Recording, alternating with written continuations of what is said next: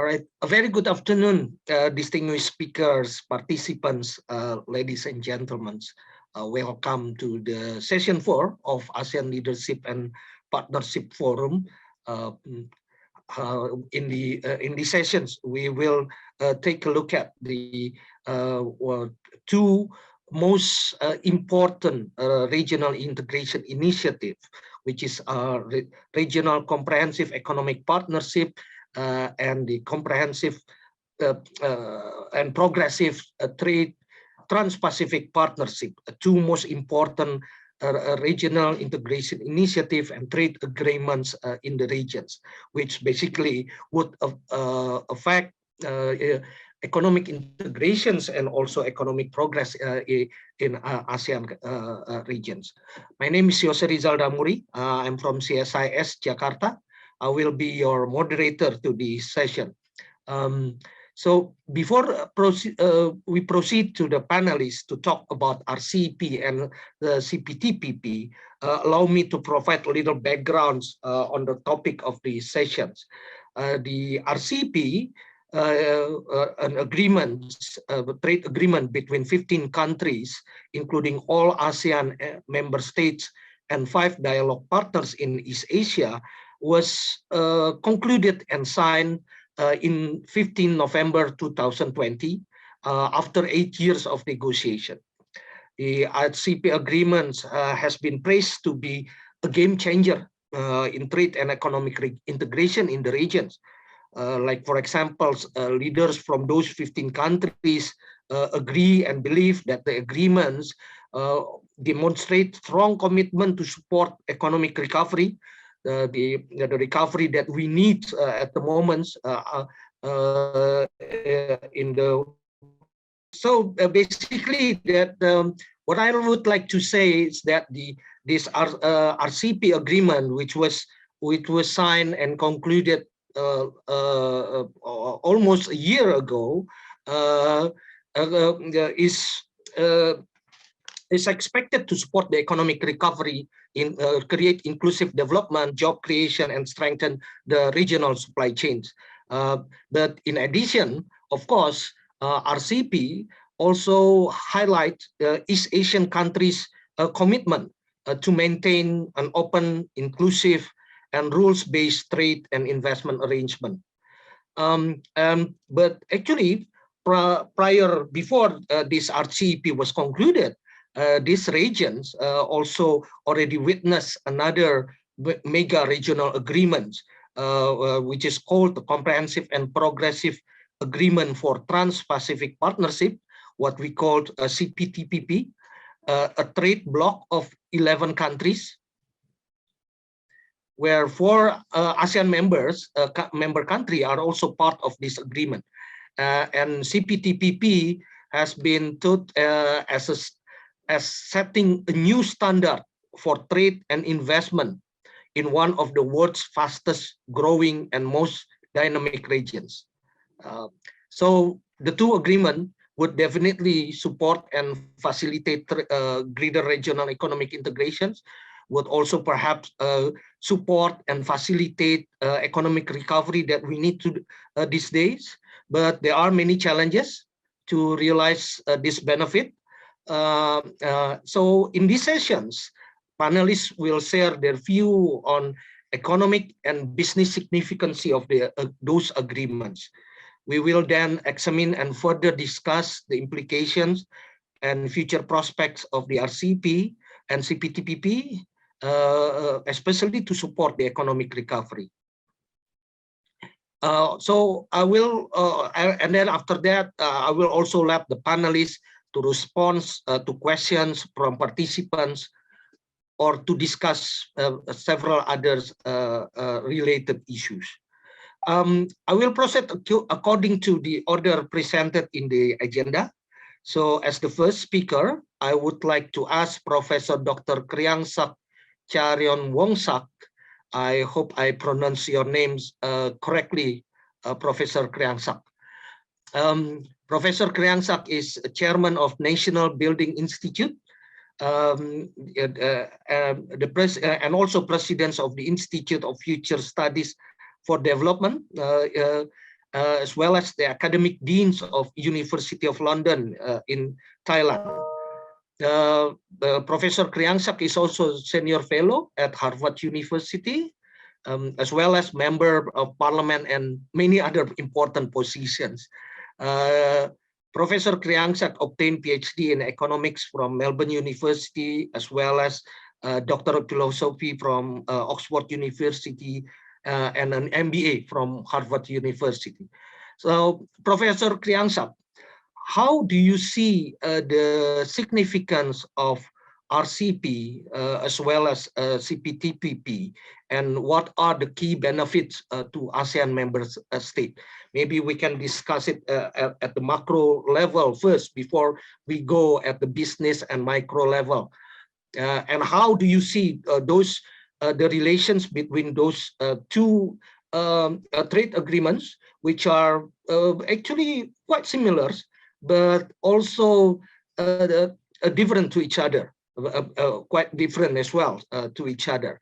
And perhaps you can also touch upon how the possibility or the benefits of these trade agreements and how it also contributes to the economic recovery in these regions.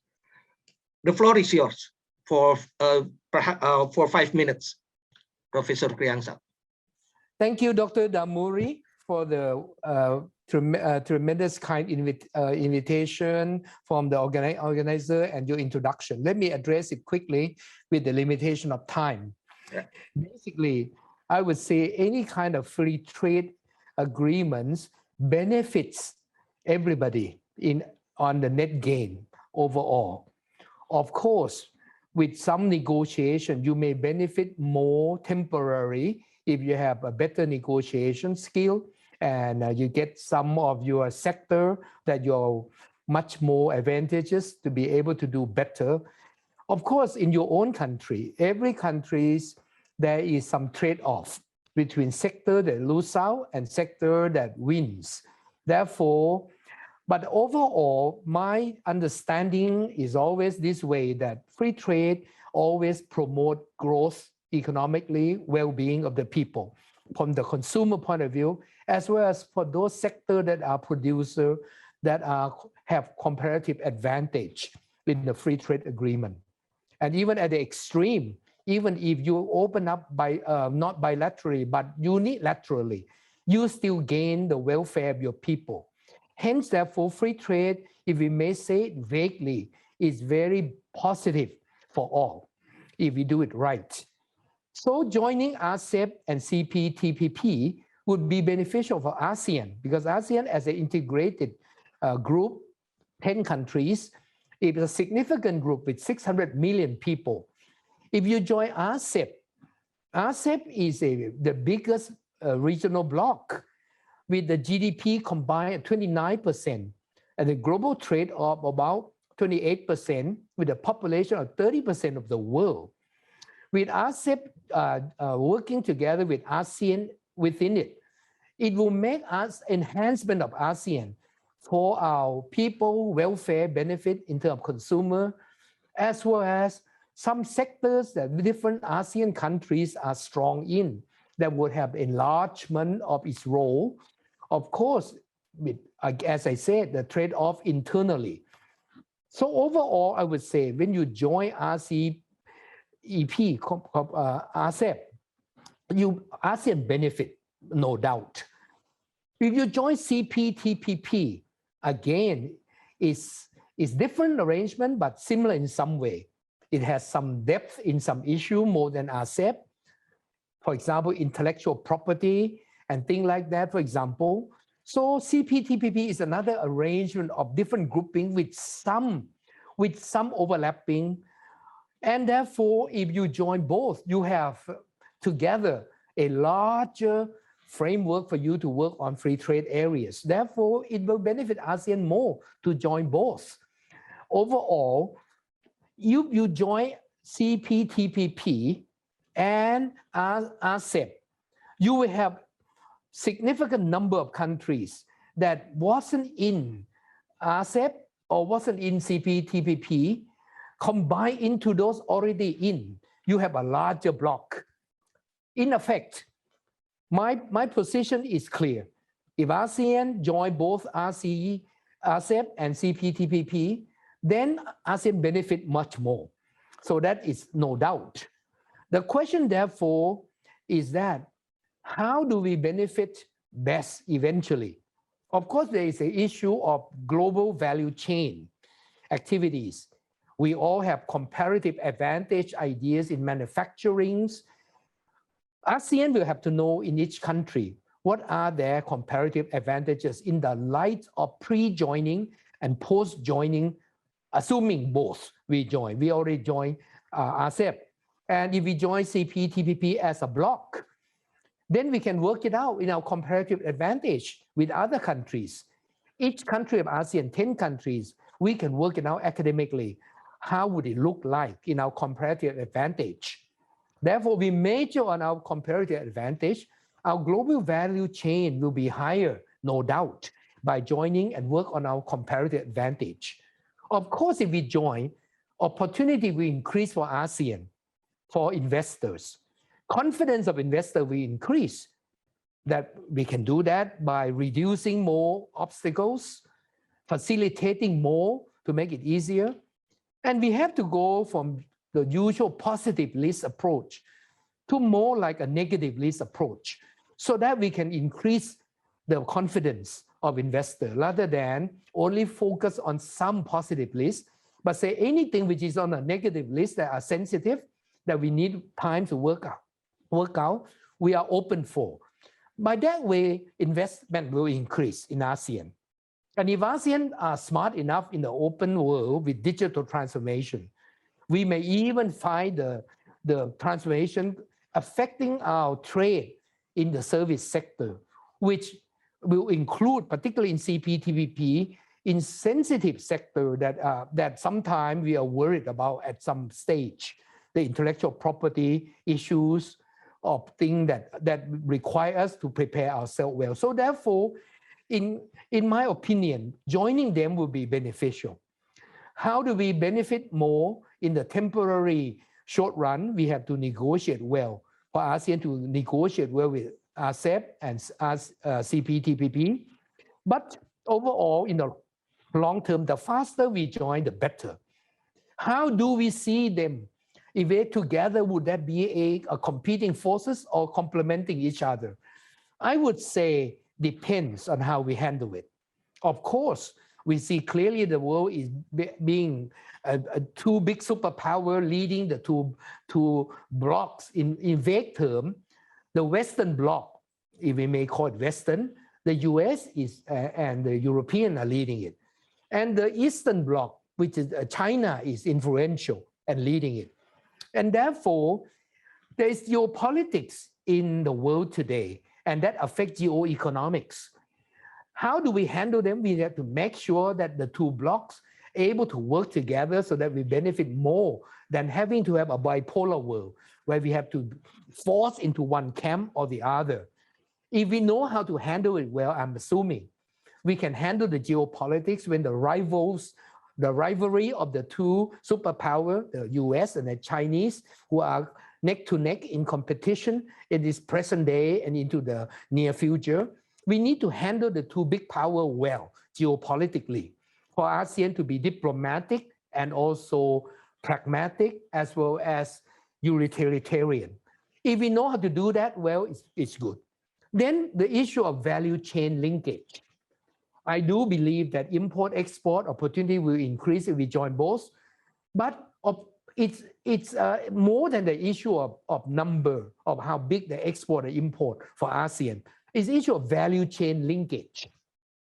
I would say that the existing ASEAN FTA, if we learn how to lean the global value chain focus of RCEP, if we lean there, then we will gain the global value chain in the Asian region. If we use global value chain focus on CPTPP, it will lean us to the Americas, for example, region. If we can do that well and properly with ASEAN working with both, our global value chain linkage will be great. And we can do it if we do well. we handle well the geopolitics, we handle well the value chain focus. My third point would be in how do we handle them is transparency in how we're handling and fair trading system.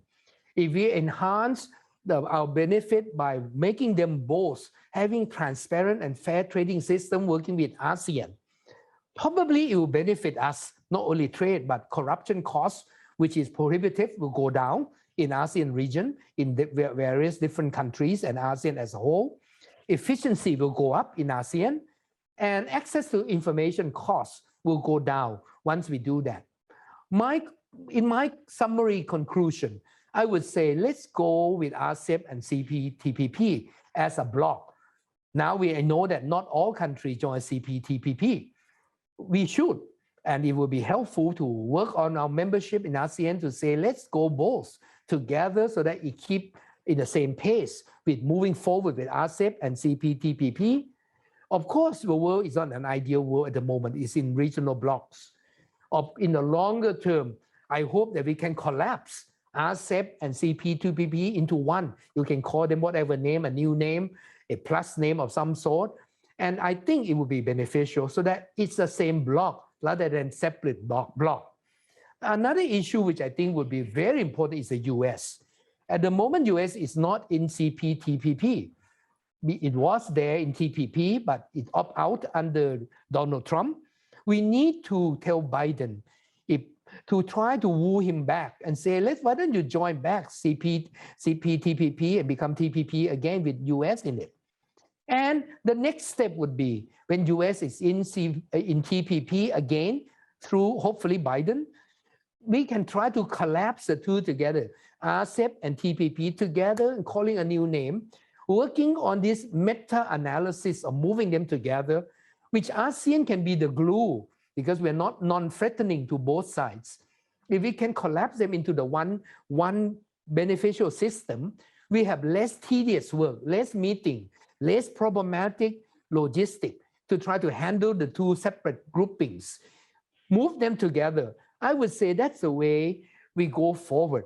And if we do that well, maybe substantively, these two blocks that are glued together in the dream world that I'm hoping, it can really benefit ASEAN much more. This would be my point in the introduction of the macro picture that you provide me the opportunity with this amount of time to lay the overall picture. Hopefully, it will be useful for our discussion in details when my fellow panelists will go deeper into various aspects. Thank you very much. Okay, thank you very much, Professor Kriengsak. I think you really nailed several important points here. You meant it's very brief, but also clear and comprehensive descriptions about the issues with RCEP and CPTPP. You mentioned that we need to look at those two as a complementary rather as substitute to each other. And then I think another interesting point is how we should manage to put the US back into CPTPP, and also another point is how ASEAN countries, all ASEAN countries, should be joining CPTPP and then combine it RCEP with that agreement. Thank you very much for your explanations, for your perspective on this issue. Let me move to Mr. Oknha Van So Young. Yeah, good afternoon. Our second speaker. Good afternoon. Yeah, Mr. Van So Young is the member of ASEAN Business Advisory Council (ABAC) in Cambodia. Yeah. He's also president of Cambodia Federation of Employers and Business Association, as well as executive and chairman position in several business in Cambodia. Mr. Van Su Ing, graduated from Institut Supérieur Gestion, ISG, Paris. So I think you're gonna, with you, I would like to know more from the business perspective. What are the key elements of RCEP and also CPTPP that can be offered from those two from those two agreements, especially to ASEAN business, and in particular from for business from smaller countries like Cambodia, and perhaps also related to the previous speaker, Professor Kriengsak mentions about the global supply chain and global value chain in the regions. Please, you have 5 minutes. Okay, thank you very much. From the private sector, what the professor has mentioned is quite in detail.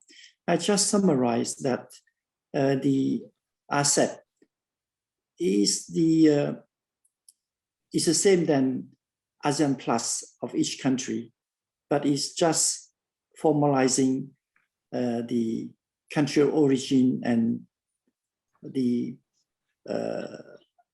technical of the process of the like standard, like country origin, like technical FISO and FISO term of the product. So the RCEP is less we call comprehensive than the CPTPP, but the difference I see is we have the market access to China particularly, and it's tough that we lost India in the RCEP, and we hope India will come in later on. So for the private sector, we look at RCEP as primarily the market access. Now we look at the RCEP and the CPTPP is market access. And also, most important is investment. Hoping to bring investor from abroad to ASEAN so that ASEAN can become probably an alternative production center than China. That is the potential to benefit from these two trade agreements. ASEAN has a lot of raw material, and production may use a lot of ASEAN raw material to produce good and sell to those big markets like China and India. And we can also benefit from the transfer of technology in a production capacity. If I may, one example I look at in RCEP, if RCEP include the garment sector, particularly the fur sector, we have a niche, very niche market. I know that at the moment, 3 countries in ASEAN, Malaysia, Vietnam, and Thailand, we are producing fur to export to China. The fur market is about 22 billion worldwide. China represents roughly 6-7 billion or even more with Russia. And if we can sell fur made in ASEAN to China and Russia, or even to the United States, which is 4.5 billion, we will definitely enjoy the benefit of RCEP because we can access to the market in China because the duty will be waived duty is about 23 to 30% access to China. And the skill development from China in the fur business is extremely high quality or high standard. So we can benefit from transfer of technology, transfer of human resources from China, and then export to China market and also to Russian and to Europe. So those is the benefit that we can enjoy on this RCEP. And even for the CPTPP, at the moment, it's not much because American is out. If American is in, we have huge market, bigger market.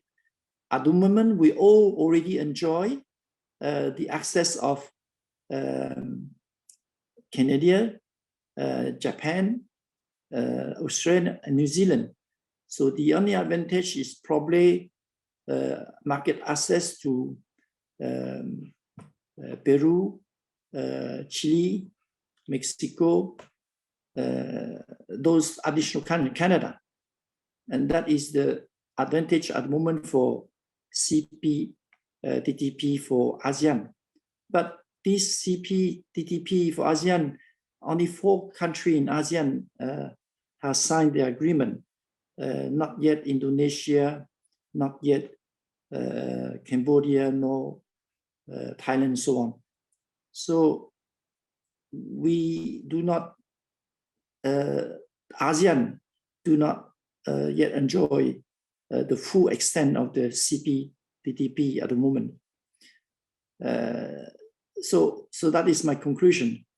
It helped, of course, these 2 trade agreement. It represents huge market, and then we have to profit from it and sell to those market. And I look at rather the additional benefit is potential attraction investment through this trade agreement to bring investor to ASEAN country. Thank you. Thank you, Mr. Van Suri. You mentioned about at least 3 aspects that the RCEP and CPTPP can offer to business.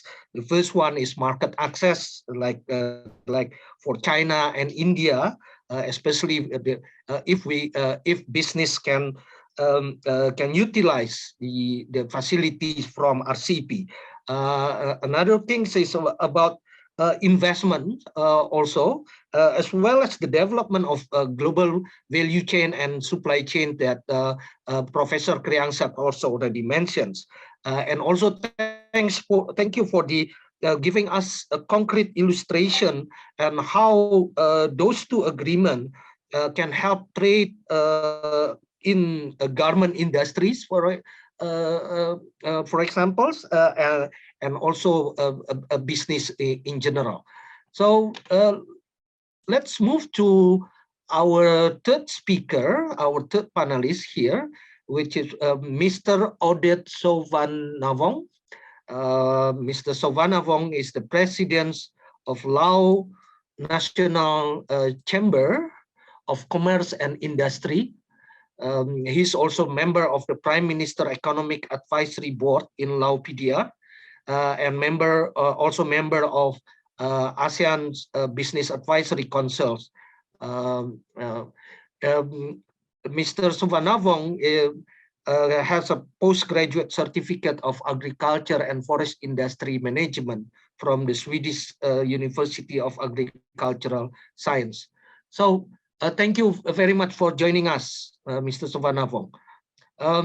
So what after hearing from those 2 previous speakers, what do you think that ASEAN business need to prepare in order to reap the maximum or to optimize the benefits from RCEP, from CPTPP, and from other FTAs there in the regions? Perhaps you can brief us about this and about other aspects that you deem important within 5 minutes. The floor is yours. Laos is a small country, I think, and with a very small domestic market, and the industry for export is not well developed. So all the FTA, AFTA, and ASEAN Plus, or the RCEP plus the CPTPP is will provide a large opportunity for the business in Laos or in all countries in ASEAN to develop. So the problem we have here, and maybe it's the same as in many countries of ASEAN, is that the business is categorized by the SMEs. In Laos, for example, 98% of SME of the business are SME and MSMEs. And that is one of the challenge for them to access to regional market and agree part of the larger market like such as the RCEP and the CPTPP. This is one a challenge we have actually. To benefit from the two FTAs as presented quite well by Professor Kriengsak, Lao business should need to develop and leverage themselves in order to link to the regional value chain, supply chain. I think we have to develop in the region first, and after that go up to leverage to the other countries. What we are doing now is a lot of trades going on between Laos and a neighboring country, and we need Laos to ASEAN, but and especially to China, as my friend Soriano has explained, because of the logistic and also the demand of China is increasing actually. Being a landlocked country, Laos also need to develop its transport and logistic infrastructure and services to be able to link production and supplies to the region in a more effective and cheaper way. And the Lao-China Highway, which is going to be effective in the end of the year, I think will be one of the gateway we will have for China and also to Europe or peace. That also will be a good potential for companies to develop themselves, to be able to reach the market. And we hope that those FTAs will bring also a potential for development, and not only for the Lao companies, but also for the ASEAN companies. So when you ask, I want to follow up on the Professor Kriengsak that I agree with Professor that we need to get ASEAN as a bloc to negotiate the two FTAs, because for Laos, which is a small country, we cannot negotiate by ourselves because of the capacity and potential we have. We need ASEAN as a bloc, and that I think that we will get more benefit than negotiating by ourselves. But of course, we have already ongoing this what you call trade agreement and facilities with a number of countries, GSPs countries, and we're also implementing the ASEAN Plus 3 and also adding up ASEAN Plus, and that also is already developing and will also be developing to the RCEP initiatives. So that is also one area where we can furthermore put more indication and also more input to the private sector. What is concerned to the CPTPP, Laos is not member, and I think it will be quite far for us to join actually as a small country, because the interest is not there yet for a majority of industries there. So, but if CPTPP is negotiated through a bloc like ASEAN, that will be interesting for us. And this is the point. The point where we have to see that like Laos, Myanmar, and Cambodia. Maybe that it will be the solution, and also maybe for other countries. So that is my point. I think that we stop here. After that, we can continue our discussions. Thank you very much, Mr. Souvannavong. You give us really good illustrations and examples about how business should prepare, especially from smaller countries like Laos. And I believe your points on how ASEAN should also come as a group in CPTPP need to explore further, and maybe we can also discuss about it. But now I would like to pass the floor to Mr. Samuel Soriano from Philippines, which is the chairman of SPP Group Philippines.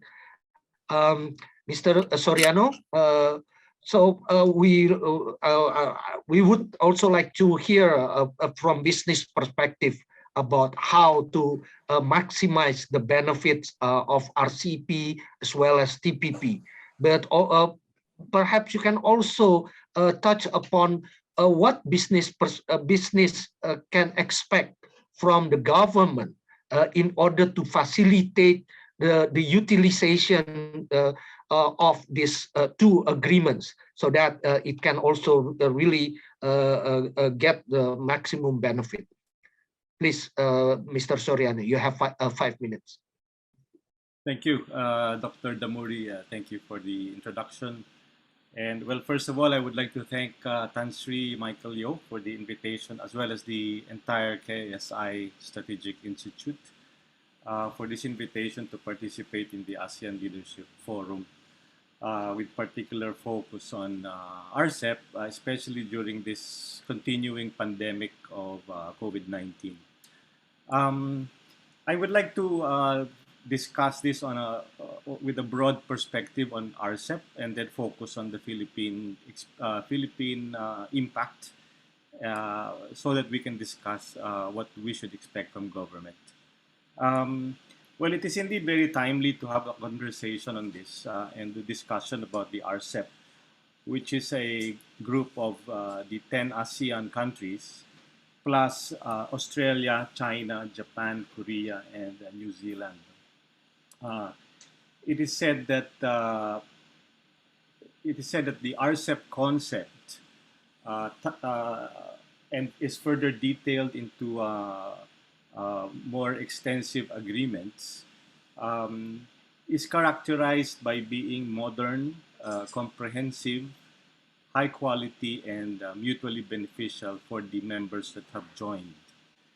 The scope and coverage of RCEP touches upon practically all the economic activities and concerns of any country, from traditional trading of goods to e-commerce, services, movement of natural persons, investments, supporting SMEs, attention to sanitary and phytosanitary measures, logistics, and customs procedures.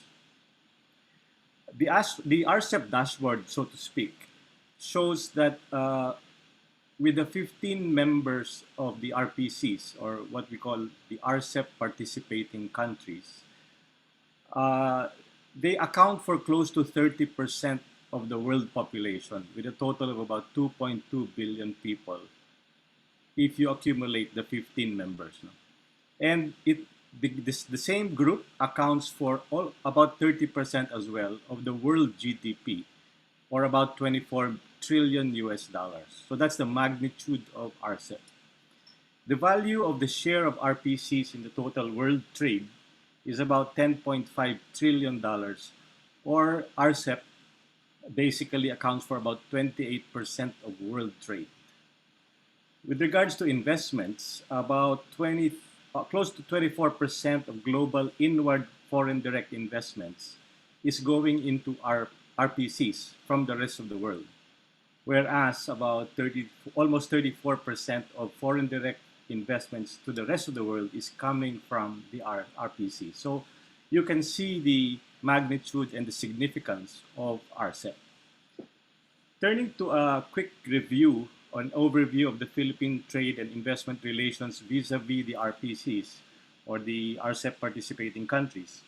Of the total merchandise exports of the Philippines, particularly from the period of 2012 to 2019, more than half, or about 52%, went to the 14 other RCEP members, with about 48% going to the rest of the world, which includes the USA, the EU, and India.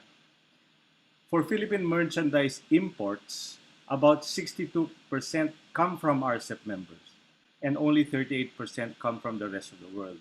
So it's clear that there is very significant meaning membership of the Philippines in RCEP, and especially because RCEP is an ASEAN-led and ASEAN-centric free trade agreement. For trade and services, the Philippines has consistently enjoyed a surplus since 2005. The Philippines is mainly a net service exporter, and data for the 15 years of 2005 to 2019 show an all-time surplus high of $13 billion in 2019, the year before the pandemic.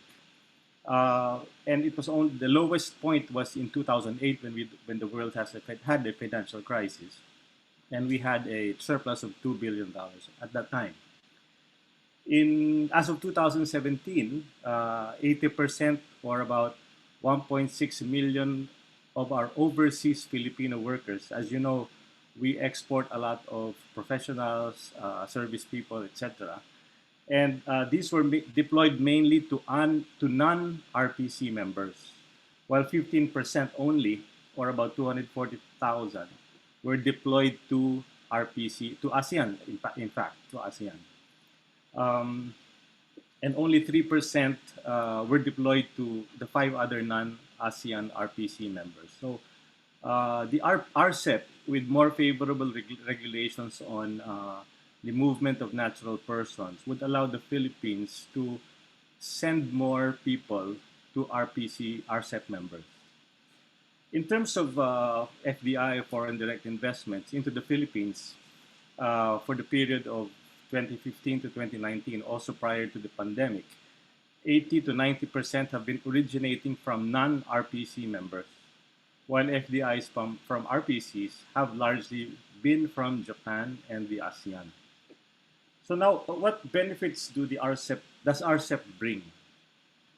In summary, this would be, and I think this would be applicable to most members.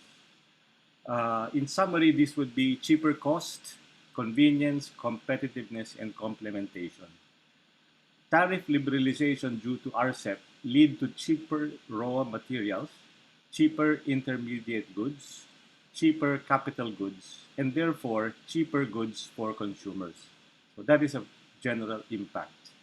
In terms of convenience, due to detailed provisions on import licensing procedures, and customs authorities will provide assistance to each other to ensure the smooth flow of goods. Basically, the rules and procedures are clearer even for such issues as rules of origin, which is, I think, a major issue in the RCEP. Competitiveness of the Philippines is greatly enhanced due to the stable and predictable business environment that the RCEP promotes.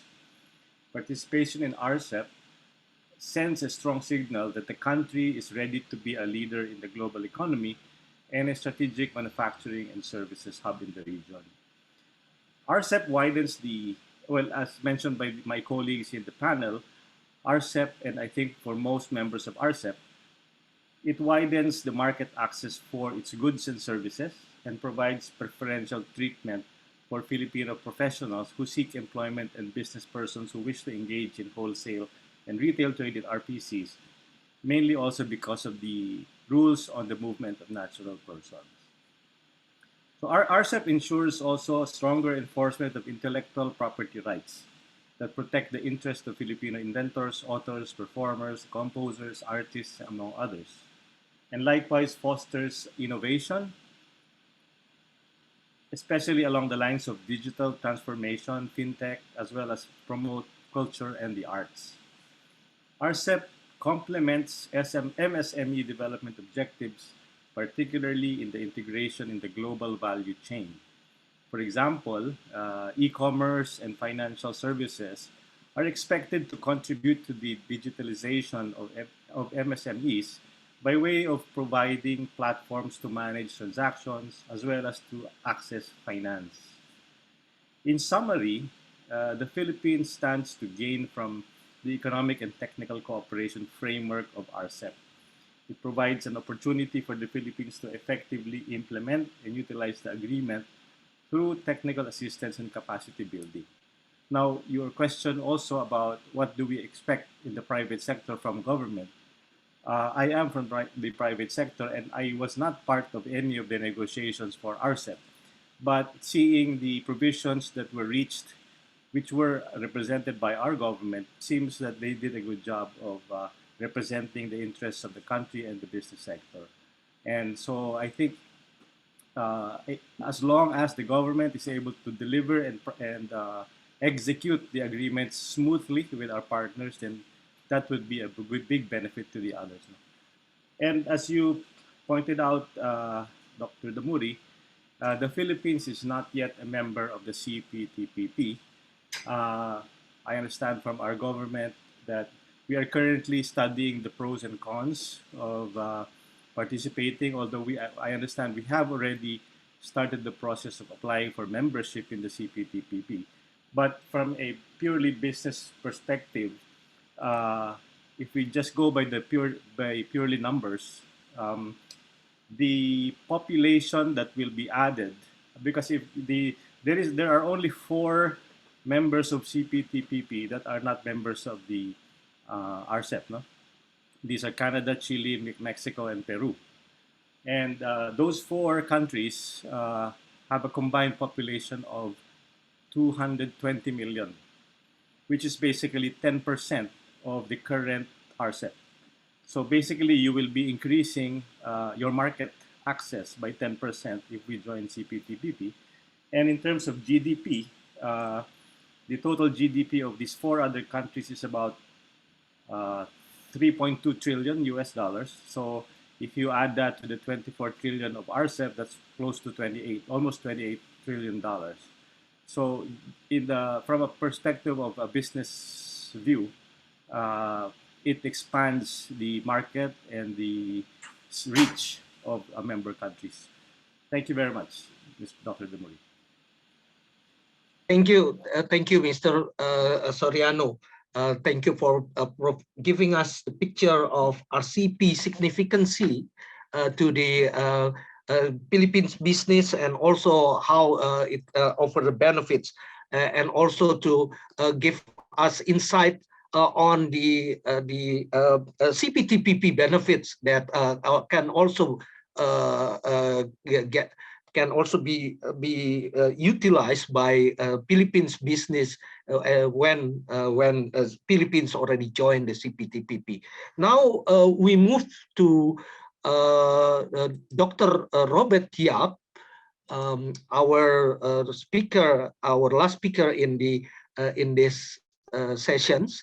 Dr. Robert Yap is the executive chairman of YCH Group, Singapore's leading end-to-end supply chain management company with operations spanning across Asia and Pacific. Dr. Yap also contributes in numerous local and international platforms, business platforms and associations. So Dr. Yap, that like all things, all previous panelists already mentioned, that the biggest benefit of RCEP comes from more efficient trade activities and rules, especially those who can facilitate global and regional value chains. As someone quite familiar with logistic and supply chains, how do you see those RCEP and CPTPP can facilitate the development of regional supply chain in this region? And also, since you are also from Singapore, maybe you can share with us the view from one of the member of RCEP and CPTPP, both those two agreements. So please, Dr. Yap, the floor is yours. Thank you. Thank you, Dr. Damuri, and all my old friends in the panel. Good to see all of you. I just want to share, I mean, a lot have been spoken on the benefits of free trade agreement, of RCEP, CPTPP, and so on. I think that I think we all agree, right? So, but I just want to echo a point made by some of our colleagues, including Oudet, Laos, that the ASEAN centricity is always very important, right? So when we move in, even for RCEP, when it was going at that point of time, we also insisted that ASEAN should be central. We already have ASEAN +3, we have ASEAN +6, so to move RCEP is not difficult, right? So that's where we are looking at it, so that we can actually be a stronger voice to shape, right, the kind of a free trade agreement. The other thing that I thought is a pity at this moment that India is not in RCEP, but I think we have left the bridge still there, right? So waiting for India at the right time. Maybe they will come in and join RCEP when it's ready. I think that would be fantastic, because that whole market and free trade zone or free trade agreement, I think will be a huge one, right, for ASEAN being very central in the entire free trade area. So if you look at the other part on CPTPP, right, comprehensive and progressive Trans-Pacific Partnership. So if you look at from that point of view, I think there are only 4 countries in ASEAN. So I think I heard a call from Dr. Kriengsak earlier on about trying to look at also how to encourage more ASEAN countries, right, to be able to also come in, right? Preferably all 10 ASEAN countries are involved, and then we grow, and then how to pull Biden now after Trump has created chaos by pulling out. So maybe we try to pull Biden back in, and China is trying to come in, right? So that's also a good sign, and that will be actually a huge FTA. So while we look at all that, but I think we have to be aware, even if it happened today, ASEAN, right, in our country, we will not be able to leverage or take advantage. So the key to all this is to be able to be prepared, right? So the agility that our companies must have, and the way that we build sustainable businesses that's able to leverage and take advantage of that when that free trade area open up. I think this is something that I thought we should focus on that basis. So myself, I run a company called YCH. We are actually in the supply chain and logistics, right, solutions business. So we provide and look at cross-border. We provide and look at distribution through all the countries, as well as manufacturing supply chain, right, especially in China, and now a lot in ASEAN and also India.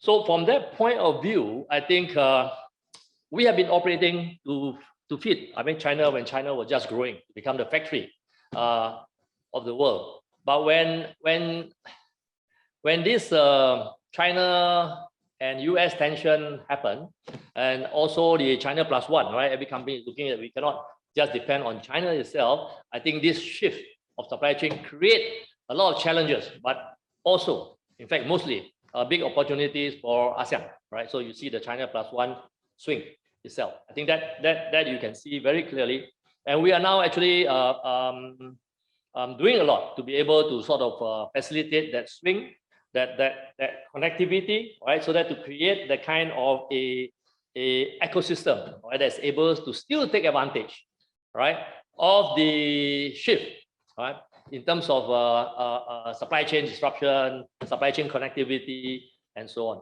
I think you know that the whole thing about business is about efficiency. I think ultimately we need to be efficient. So an environment that allows business to be efficient, I think then all of us make money. I think that's what we should be all driving towards. But efficiency comes at a lot of costs, because there are a lot of systems, a lot of traditional practices that has to be disrupted or changed, right, to be able to allow that. And that's where I think a lot of effort has to be put in, even before we are fully into this free trade agreement implementation. I thought countries companies in the countries and the country themselves should encourage the businesses to be preparing them for this, especially in the area of MSMEs and so on. You know, in small businesses, even in Singapore, a lot of smaller businesses doesn't even bother to think the implications of FTAs, right? They don't follow. The big ones are the follow. I mean, you look at the big US companies, for example, the Western companies, they have lobby team, they have lobbyist team, huge kind of you just go and lobby what is there in free trade agreement so that and so that you will benefit, right, their corporation. But in ASEAN, even in Singapore, we don't see a lot of that. All right, the government is doing its part, but the businesses, especially the smaller one, are not really coming up to the fore. So what happened, I think, as government, right? As government, I think more have to be done, even from trade association. Most of us hate trade associations and so on in our own country. Have to be looking at rallying, basically, right? This understanding of the importance of FTA is actually a two-edged sword. Huh? When we open up, right, our market, we also they open their market, we all want to get in. But if you're not prepared, right, then you can't take advantage of it. So these are all the kind of issues that you will see. So I just thought in our business of looking at integrating supply chain, I think I just want to share that we have actually also built what we call smart infrastructure. I think as an ASEAN legacy project or ASEAN Back legacy project, we have actually put forward a project that we are now executing. It's a 200 million US investment. And then I think the project will be ready, first phase will be ready second half next year, right? It is called the Super Port project or the Vietnam Super Port. So I think that project like that will be actually going across ASEAN. Why is it significant? The significant is building the resilience of ASEAN connectivity. So I think so that supply chain resilience is a part that is given so that we could take advantage of expanded market or expanded free trade with the world. I think this is something that I thought we should be doing very consistently. And we talk about these businesses, right? In countries where we are, I think especially in ASEAN, certain countries, in fact, Vietnam is a major beneficiary today. Looking at how you start, where do you start cranking? Do you start with the consumption or do you start with the production? So this is what India is also going through that, because, and you see China start very correctly. They start by being the factory of the world, and now they are cranking their second engine, the circular economy, where you look at the consumption engine being cranked, right? So they have production, consumption, and that is actually keeping their economy growing. So I think this is something that I thought we also should look at it. I think for us, countries like Vietnam, Indonesia, Thailand, and other ASEAN countries should focus on building an integrated supply chain that come out with them to be able to plug into the manufacturing value chain, the global value chain. Okay. Something that's very okay. Thank you very much, Dr. Yap. Thank you very much for sharing with us your view about the supply chains and how RCEP and CPTPP can facilitate the process. Unfortunately, we only have 1 hour and we have 5 speakers. It's actually not enough to facilitate a really good discussions, but we're out of time at the moment. But there is one question, interesting questions from the floor actually. It's about China's interest on joining CPTPP. Will this benefit ASEAN wholly? I just want to have a short question. Perhaps I would like to ask Professor Kriengsak to respond to this that questions. Just a short one, Professor Kriengsak, before we close the session. I would say it's beneficial to China, first of all, to join CPTPP. Yeah, and of course. But ASEAN, what about to ASEAN? ASEAN too will benefit, because when China is in both, we can leveraging both blocks. And eventually, if we can merge, as I said, China is a big player. The more they join in, it causes the comparative advantage paradigm to shift in every block. And ASEAN will be able to gain the strength in our comparative advantage with China in both blocks. Therefore, my short answer, yes, China and ASEAN will gain by having China join CPTPP. Okay. And again, let me add, at the same time, it will be revolutionary. All right. Hopefully, we will have that kind of revolutions in the shorter time than we think. Okay. So since the organizers already warned me about the exceeding times, I would like to give the floor back to Mr. Mozani. Thank you very much to all the panelists of this session 4. Hopefully, we will have more chances to explore and discuss about this important topics later on in different forums. Thank you very much.